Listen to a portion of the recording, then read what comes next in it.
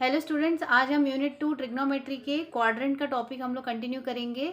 So last class में हमने ये देखा था कि क्वाड्रेंट के बारे में कि व्हाट इज क्वाड्रेंट, एंड हमने ये 4 क्वाड्रेंट्स में डिफरेंट जो way of presentation that we can represent first quadrant as 90 minus theta, 360 plus theta, ये सब हमने देखा था लास्ट क्लास में। ना देखिए, आज की क्लास में हम कंटिन्यू करेंगे जो मेजर ऑफ एंगल्स है। There are two ways to measure angles. एक होता है डिग्री मेजर और एक होता है रेडियन मेजर।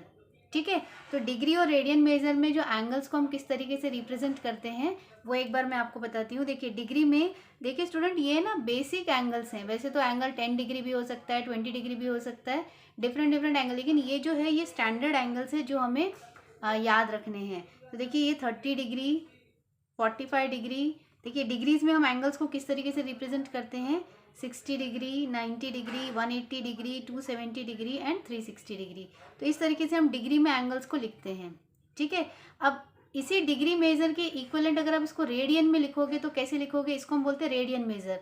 तो रेडियन मेजर में हम एंगल को किस तरीके से रिप्रेजेंट करते हैं, तो रेडियन मेजर में अगर आपको 30 डिग्री को लिखना है तो आप लिखेंगे π/6, 45 को लिखना है तो आप लिखोगे π/4, 60 डिग्री को अगर आप रेडियन में लिखोगे तो π/3, 90 डिग्री को अगर आप रेडियन में लिखोगे तो π/2, 180 डिग्री का रेडियन मेजर होता है पाई, 270 को अगर हम रेडियन में लिखेंगे 3π/2, एंड 360 को अगर हमें रेडियन में लिखना हो तो हम लिखेंगे 2π। तो यहाँ पे देखिए बेसिकली ये जो हम लिखते हैं ना 30 इज इक्वल टू π/6, ये कैसा होता है, जैसे पाई इज 180 डिग्री, ये हम सबको पता है। तो 180 बाई आप 6 करो तो 6 3 जार 18, तो इस तरीके से ये इसके इक्वल होता है। सेम वे में अगर आप 60 डिग्री को रेडियन में लिखेंगे तो होता है π/3। सी पाई मीन्स 180, 180 बाई 3 से आप डिवाइड करोगे, 3 6 जार 18। तो इस तरीके से इसका ये रेडियन और डिग्री मेजर है। तो ये आप लोगों को मालूम होना चाहिए। जब आप आगे क्वेश्चन सॉल्व करोगे तो 30 को ही हम π/6 में लिखेंगे, 45 को हम π/4 लिखेंगे, 60 को आप π/3 लिखोगे। मतलब आप दोनों तरीके से रिप्रेजेंट कर सकते हो। तो ये और ये इक्वल है, ये आपको पता होना चाहिए। ओके, तो थोड़ा वीडियो पॉज करके अगर आप चाहो तो इसको नोट भी कर सकते हैं। ओके, तो आगे देखते हैं हम लोग।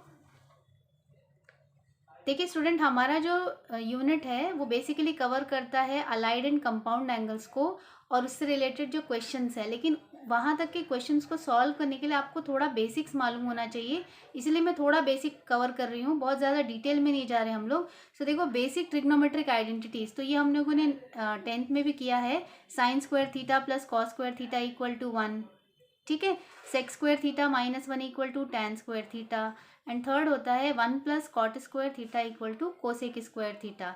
और इन तीनों से ही हम लोग और दो जो है, जैसे सपोज ये वाला हमारा जो फर्स्ट वाला ट्रिग्नोमेट्रिक आइडेंटिटी है, sine square theta plus cos square theta equal to 1 जो है, इससे हम लोग एक और ट्रिग्नोमेट्रिक आइडेंटिटी हम इससे जनरेट कर सकते हैं, दैट इज इस कॉस को राइट हैंड साइड ट्रांसफर करिए तो क्या हो जाएगा, साइन स्क्वायर थीटा को आप 1 माइनस कॉस स्क्वायर थीटा लिख सकते हो। मतलब इस एक आइडेंटिटी से आप दो आइडेंटिटीज और जनरेट कर सकते हैं। ठीक है, अब सेम वे में जैसे हमने अभी कॉस को ट्रांसफर किया था, अब हम कॉस को लेफ्ट हैंड में एज इट इज रखते हैं, हम साइन को ट्रांसफर करते हैं, तो आप इसको लिख सकते हो 1 माइनस साइन स्क्वायर थीटा। तो जब आप क्वेश्चन सॉल्व करोगे तो कभी हम लोग ये वाली identity as it is use करते हैं, कभी हम इस तरीके से यूज़ करते हैं। सो ये आपको मालूम होना चाहिए। तो ये हमारा एक बेसिक ट्रिग्नोमेट्रिक आइडेंटिटी हो गया। सेम वे में जो हमारा सेक स्क्वायर थीटा जो सेकंड आइडेंटिटी है, sec square theta -1 equal to tan square theta. ठीक है, अब इसी से हम एक रिजल्ट और निकाल सकते हैं। देखिए इस -1 को इधर ट्रांसफर करिए तो ये क्या हो जाएगा, टैन स्क्वायर थीटा +1 हो जाएगा। तो आप सेक स्क्वायर थीटा को टैन स्क्वायर थीटा +1 या 1 प्लस टैन स्क्वायर थीटा लिख सकते हो। सेम वे में आप इसको एक और वे से भी रिप्रेजेंट कर सकते हैं कि इस टैन को लेफ्ट हैंड साइड लेके आइए और इस -1 को राइट हैंड साइड लेके जाओ। तो जब मैं टैन को लेफ्ट हैंड साइड लेके आऊँगी तो टैन मुझे क्या मिलेगा, माइनस टैन स्क्वायर मिलेगा, और इस 1 को जब मैं राइट साइड लेके जाऊँगी तो वो जो -1 है वो +1 हो जाएगा। मतलब sec square theta minus tan square theta equal to 1, इस तरीके से भी हम इसको रिप्रेजेंट कर सकते हैं। So these are the ways to we can use this identities in our questions. Same way में आप 1 प्लस कॉट स्क्वायर थीटा को भी दो अलग तरीक़ों से रिप्रेजेंट कर सकते हो। देखिए यहाँ पे जो बेसिक जो स्टैंडर्ड एंगल्स हैं 0, 30, 45, 60, 90 एंड 180। इसको हम स्टैंडर्ड एंगल्स बोलेंगे, जिनके लिए एक टेबल आपके बुक में दिया हुआ है, और ये टेबल की जो वैल्यूज़ है साइन कॉस टेन की, ये आपको मेमोराइज होनी चाहिए। जब आप क्वेश्चन सॉल्व करोगे जिसमें आपको कैलसी यूज़ नहीं करना है, तो उस समय पे हम इन स्टैंडर्ड एंगल्स के जो वैल्यूज़ है, अगर ये हमें मेमोराइज है तो हम क्वेश्चंस को इजीली सॉल्व कर सकते हैं। ठीक है, इनको हम बोलते हैं स्टैंडर्ड एंगल्स। ठीक है, तो the values of trigonometric functions for 0 degree, 30 degree, 45 degree, 60 degree and 90 degree are given in the following table. तो यहाँ पे देखिए मैंने एक टेबल बनाया है, ये 0 डिग्री है, ये देखो ये मैंने π/6, π/4, π/3, π/2 और पाई लिखा है। तो π/6 मतलब क्या, मैं आप लोगों के लिए ऊपर लिख देती हूँ 30 डिग्री, π/4 मतलब 45 डिग्री, π/3 मतलब होता है 60 degree, π/2 means 90 degree and pi means होती है 180 डिग्री। तो ये हमारा एक स्टैंडर्ड एंगल्स का टेबल है। अब यहाँ पे देखिए साइन 0, तो देखो साइन 0 0 होता है, sine 30 1/2, sine 45 1/√2, sine 60 √3/2, sine 90 1 and sine 180 होता है 0। ठीक है, अब देखिए कॉस में आते हैं, तो कॉस 0 होता है 1, कॉस 30 होती है √3/2, कॉस 45 होता है 1/√2, कॉस 60 1/2 एंड कॉस 90 होता है 0, कॉस 180 होता है -1। ना अब हम टैन में आ जाते हैं। सो टैन 0 होता है 0, tan 30 1/√3, tan 45 1, tan 60 √3 and tan 90 होता है नॉट डिफाइंड, मतलब हम टैन को डिफाइन 90 डिग्री को डिफाइन नहीं कर सकते, एंड टैन 180 होती है 0। अब यहाँ पे देखिए स्टूडेंट, अगर आप 180 को थोड़ी देर के लिए साइड ट्रैक कर दो, ठीक है, सपोज हमने 180 को थोड़ी देर के लिए हमने इसको हाइड कर दिया। ठीक है, अब अगर ये 90 डिग्री तक का टेबल आपको याद होना चाहिए, तो यहाँ पे देखिए जो 0, ये जो साइन का जो कॉलम है, ये जो मैंने ऐसे लाइन से ये रो में लिखा ना ऐसे, अगर आप कॉस का देखोगे ना, इसका रिवर्स वैल्यूज है सारी, ध्यान से देखो, 0 1/2, 1/√2, √3/2 और 1 है। कॉस का देखो जस्ट उसका रिवर्स है, इधर 1 है, तो देखिए ये 1, √3/2, 1/√2, 1/2 एंड 0। जो साइन की वैल्यूज है एंगल की, वही कॉस की एंगल है, बट वो रिवर्स ऑर्डर में लिखा है।